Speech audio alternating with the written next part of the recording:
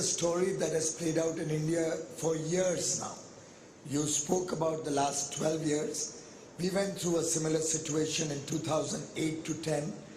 We went through a crisis in terms of high energy prices around 12, 13, 10 years ago, 9 years ago. And therefore, ever since 2014, and at that point of time, if you recall, we were considered one of the fragile 5 economies. But ever since 2014, we've been focusing on structural reform. We've been focusing on strengthening processes, making it easier to do business, accumulating greater foreign currency reserves, stabilizing the economy in terms of more secular growth rather than the high ebbs and tides that we used to see earlier. And our own experience is that the various programs over the last 7 or 8 years focused on the one hand towards a better life for the people of India, particularly the teeming masses who didn't have elementary utilities like electricity, cooking gas, healthcare, drinking water. We've been focusing on the one hand through public investment on improving the lives of the people, and on the other hand to ensuring our economic security, which includes energy security. You may be aware we have one of the world's fastest growing renewable energy programs. Yeah. And we brought prices down through sheer scale and technology adoption to levels where today our clean energy is at lower cost than our fossil fuel based energy. And now we've reset the target almost so many times that we are losing track whether we have to do 450 gigawatt by 2030 or 500 gigawatt. And our Prime Minister is very demanding. He finds a way that there's something happening and he'll immediately up the ante on the story. So I can tell you that we've been able to recognize the crisis well in time, convert that into an opportunity. And you spoke about 2020 when COVID first hit the world. It was an animal nobody knew. Nobody knew what the protocols are, what the cure is, where the solutions are. And at that stage, I remember Prime Minister studying the Spanish flu, and in fact getting some of us also to research that. And you'll be amazed at what we found. We found that those areas, particularly in the United States, those states which focused on saving lives had a very rapid economic recovery. And those who focused only on saving their economy went downhill in the subsequent decades. And therefore in 20 we took the harsh decision to have a complete lockdown.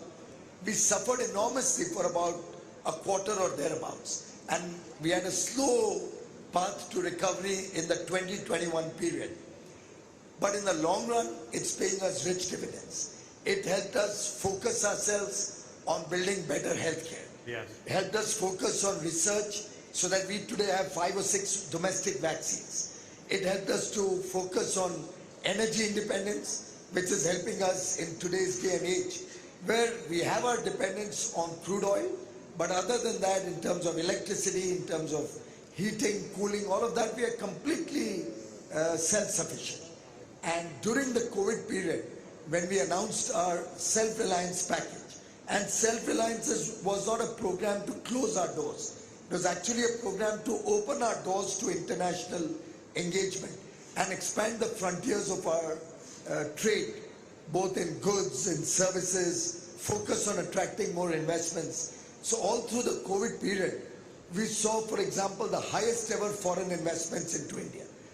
During COVID, we've seen, and the current year closes on 31st March for us, we'll have the highest ever exports India has ever done in its history. 410 billion. Yeah. It'll be upward of 410 billion. Yeah. We were 400 on the 21st of March. I saw that. We have 10 days more, so we'll be upward, maybe 415. Our service exports with no hospitality, no tourism, no travel will be about 250 billion, the highest ever. Probably 20% more than the highest ever before this. So in every area, a very focused effort to keep the economy strong, while at the same time taking public welfare, public good to the people. As she mentioned, we've also focused a lot on public investments Our budget this year was largely about government-funded infrastructure projects, on the back of which we see the multiplier effect helping us on the demand side, and obviously that leading to more investments to meet the supply constraints. We are working with partners like the UAE, and we had an engagement with UAE to get in place a comprehensive economic partnership, start to finish, 88 days.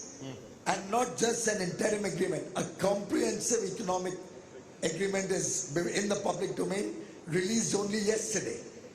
And widely encouraging for all people both in India and UAE, because it's truly fair, equitable and balanced.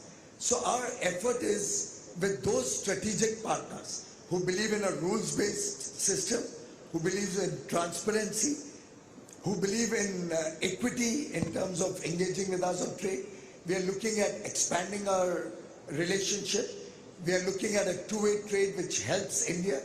We are looking at encouraging technology adoption in our country and taking it to the rest of the world. For example, I'm going to have you wrap it up. 1 minute. We saw 40 startups in calendar 21, and we've already seen 13 startups in the first 2 months of this year becoming unicorns. Yes. So I'm seeing India and the youth of India really responding to these challenges with great enthusiasm and energy. Very good. Interesting. Okay, so we have 15 minutes left, so we have to keep very tight answers. Everybody made a very good, bold opening statement. I want to get to the heart of, are we dividing the world because of Russia and Ukraine? Is there a risk here that the UAE is neutral, Egypt's neutral, India's neutral on Russia and Ukraine? Probably a pretty good long-term or medium-term decision. But is the Iron Curtain coming back down again, where we divide Europe and the United States from the emerging market world? Is there a risk there of that transpiring? You straddle East and West. You have to be a global economy.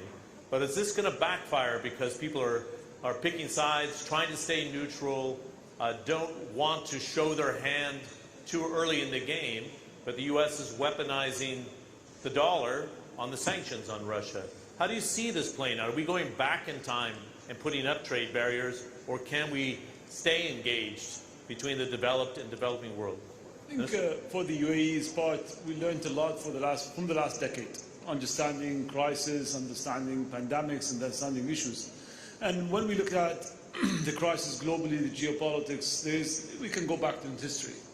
And we understood from history as well, when there are some sanctions or challenges that faces countries, where did the UAE play, and how can we play in the future as well a bigger role in diplomacy and really bring together people to work back to the table. And I think that's something which is very vital.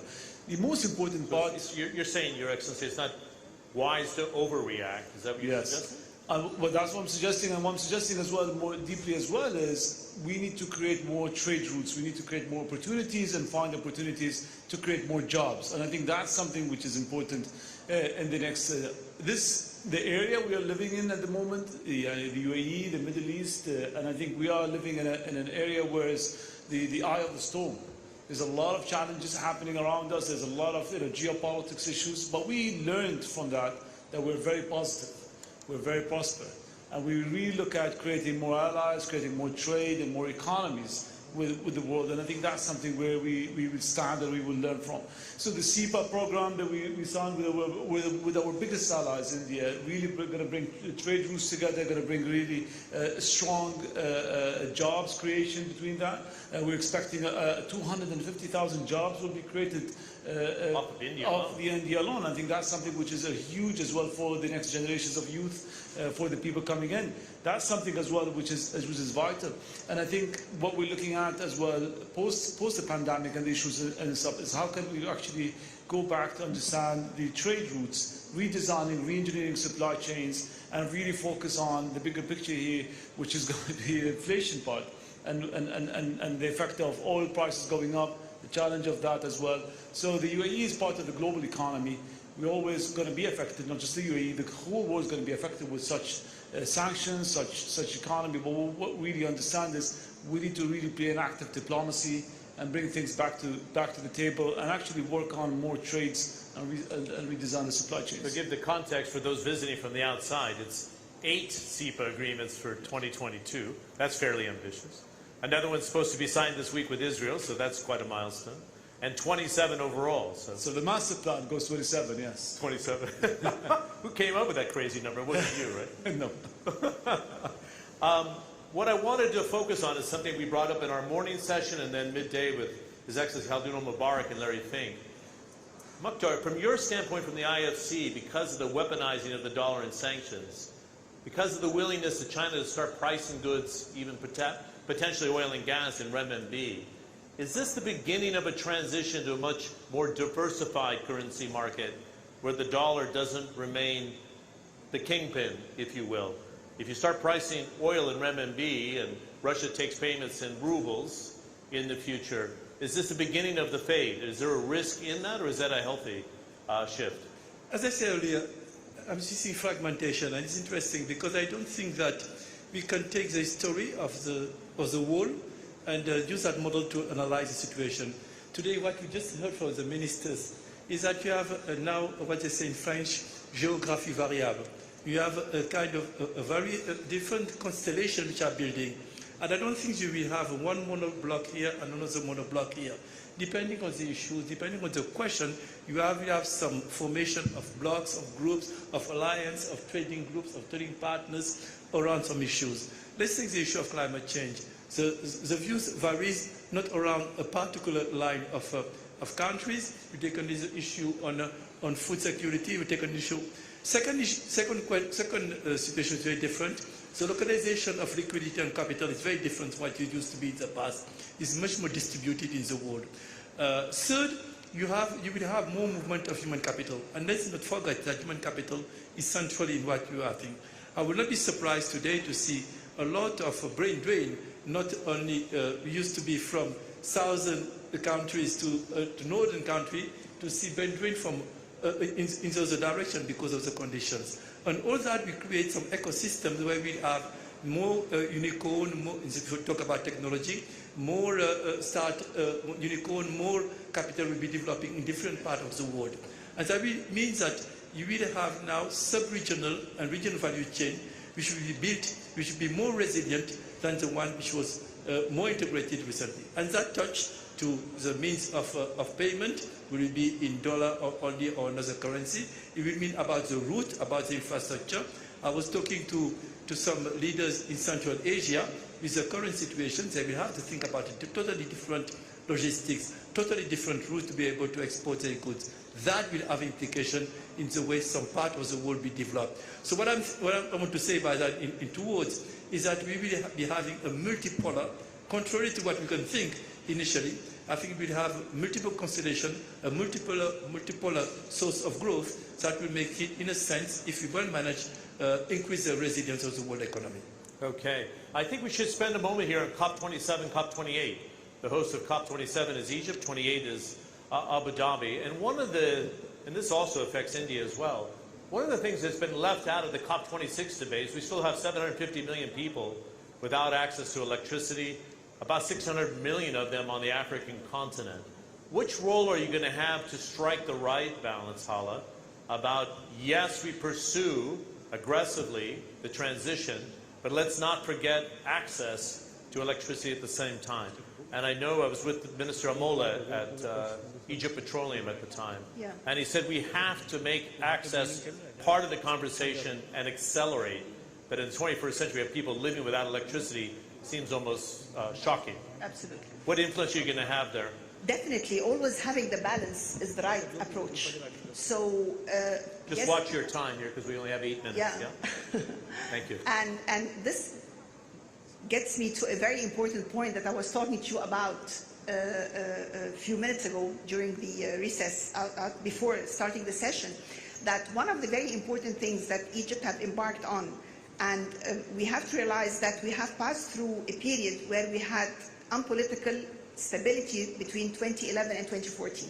These were 4 years of total political instability. We had absolutely negative growth rates during this time until His Excellency the President came to power. So starting that time and with the economic reforms, we invested a lot in infrastructure. And at that time in 2014, we suffered from electricity cuts for about half a day. It affected our lives at home, it affected our factories, it affected hospitals, it affected almost the lives of all the Egyptian people. So we invested a lot in infrastructure. We spent almost about $400 billion during the past 7 years in investing in infrastructure. And comes to this also is investing in the rural areas of Egypt.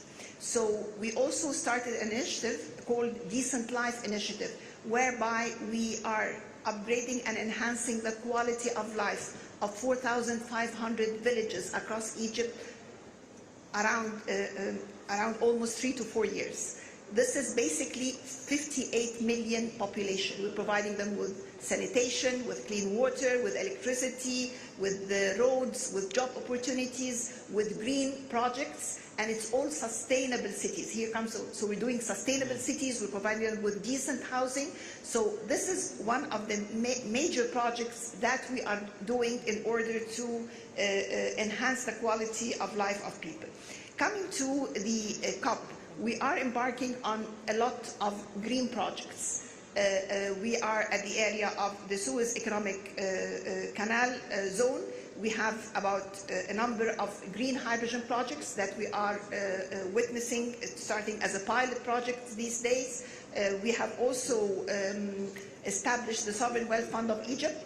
That's a major vehicle whereby it is crowding in private sector. It's an investment arm of the government, but its main role is to crowd in private sector, not to crowd out private sector. To encourage them to come in. So we are finding investment opportunities. We are transferring investment opportunities, putting them to become investment products, and we're offering this to investors, whether local or foreign. We have 4 sub-funds. One of them is the Green Fund that we are establishing now. The other is a FinTech fund. The third is a utilities, and the fourth is a medical and pharmaceutical. Interesting. Piyush Goyal, I think it would be interesting to hear, with such a large economy and the progression you've made in terms of diversification, I don't hear any alarm in this panel. So if I sit in the World Government Summit in 2023, I don't want anybody saying, well, you were chairing an emerging market panel and nobody talked about the risks that are inherent today. We can sail through this most turbulent time with a war underway, coming out of a pandemic with inflation, and not have a global shock. I think we can, because world economies are much more resilient. I believe that partnerships have been created which are supporting each other. Technology is playing a very important role in changing people's lives and bringing down costs. So while we have inflation on the one hand in certain products, technology is helping us to mitigate that problem in other areas. So my own sense is, if I look at my own country, for example, the electricity question, by 2019, in a span of 4 years, we had managed to take electricity to every village. We have about 600,000 villages in India, and taken it to every home, so that today nobody can say if he wants an electricity connection, he won't get it. Similarly, I personally believe that the food grain production that India has grown over the last few years is not only enough to feed every Indian, but today we are providing large amounts of agricultural products to other parts of the world. Our agri-exports is about $50 billion this year end, and next year will of course increase it. All through the COVID, we were ensuring our friendly partners got adequate foodstuffs. We are happy to support Egypt in its requirements of wheat because of the conflict, and we can make sure that not a single home in Egypt will have a problem of wheat all through the next year or 2 years or 3 years, or why not forever. So we are, I think, in a sweet spot where emerging markets have strengthened themselves over the last few years. They will certainly need to be supported if we have to meet the climate goals. We have yet to see the developed world come up with truly practical funding programs We've not seen the $100 billion I know. any year for the last, it was to start 10 years ago. We haven't seen a single dollar out of that.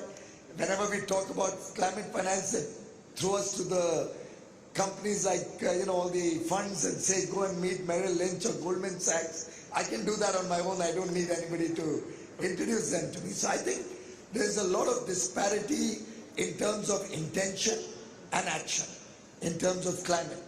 But on the overall, I think responsible governments will tide over very well. Irresponsible governments truly will have to worry. Okay, excellent. Final word to our host today. Hala talked about COP27, and we know the challenge is going to COP28. Everybody was almost chuckling from the outside when the nuclear facility at Baraka was built, and nobody laughs anymore because it's 25% of the grid supplies, right, coming from Baraka. The Al Dhafra solar farm is one of the biggest in the world.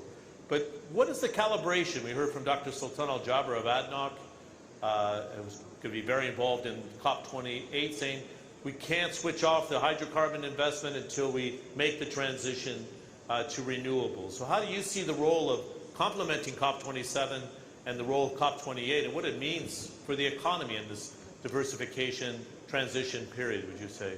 Climate change is a very systematic risk that we understand, and the follow-up on COP27, 28 and 29 and moving forward really shows us the importance of such risk that we need to address heads-on. It's a very important risk, and I think it's important to understand that the climate change by itself, according to the Swiss RE Institute, is going to wipe out 18% of the global GDP by 2050. Now that is a huge risk for the economy, and that's something we shouldn't sit here and actually just take it in. I think that's something which is very important to identify and come in a platform like this today and really speak about it and really address such risks. But what opportunities can be created? I think the green growth strategies that we have in place, the circular economy policies that we set, I think that's something of a transition that will take us as well into the future of investments, into such new technologies. Baraka coming into power at 25%, I think that's something as well which is very vital and important for the UAE to diversify its energy mix for the next decade or so, but I think this is something which is important. We heard Khaldoon mentioning the investment into solar power earlier today, where it was about 32 or 33 cents a kilowatt. Today there is about 1.25 cents a kilowatt. That shows you the technology is advancing as well in the future, which is important to diversify into renewable energy. I think COP28 and COP29, this dialogue of really addressing this climate change risk in a systematic way, where we need to really understand and that transition and push it forward is something which is important. But nevertheless, this challenge as well will create a lot of opportunities. There's a lot of job creation that's going to come out of it for the economy, into circularity, into green growth, and this is something we need to capitalize on. Good. Bakhtar, we have less than a minute because we went through the time, but I think it's only right to have an international institution say, are we rising to the challenge? We have daughters that are 16 and 19. If you talk to any child between 10 and 18, they think the world's going to fall apart in 20 years, that they're not going to have the lifestyle that we did in the baby boom. My daughter thinks the same. Yeah, this is the point. So are we responding fast enough? How do we get the alarm out of the next generation so they don't point the finger at us and say, you didn't do enough? Is the question. What do you think from your position? We're responding, but not fast enough. It's like someone who has a lot of potential and not use it as a full potential. I see the world a little bit as a runner who can run a sprint in 9.5 seconds and running still at 11 seconds. So I think that what are the bottlenecks? We are doing very interesting things. For instance, we are working with India on battery storage, which will be an important part of the, and I see the cost going down and it will go down. We're working with Egypt on solar energy. It's one of the largest one. We're working with Dubai on cooling. District cooling is very important. We are not talking enough about it, but the impact on things, we are investing in a company in Dubai. But I think that we have two things that we can do together. We can go out of this crisis by being more efficient. The waste in food production are huge. The waste in energy are huge. I just came from the World Water Forum. The waste in water are important. So continue working on efficiency. We save the planet, but at the same time help us move out of the crisis much faster. So we have an opportunity. The second one is technology is available, is abundant. Accelerate the path of technology adoption will be an essential part of doing that. The third one is to bring the youth in defining the solutions. We should not do the mistake of the past, thinking that leaders can do it without hearing what the youth is doing. And I think there are different fora now where more and more this dialogue is happening, and ideas coming from startups, from the youth, are adopted by leaders and policymakers to make the change we're talking about. Great. I was wondering how it would work having 4 summits under one umbrella on day 0, as we're calling it at World Government Summit today. But I personally have to thank you for the invite to Investopia. But this went off extremely well, having all these, it's almost like a train station with different tracks and different trains coming in and out. But congratulations for pulling Investopia off, and to you and your team. Let's give a nice round of applause to all our panelists for playing along for the full hour in various directions. We'll see everybody back here tomorrow for day 1, officially, of the World Government Summit. Thanks again. Thank you.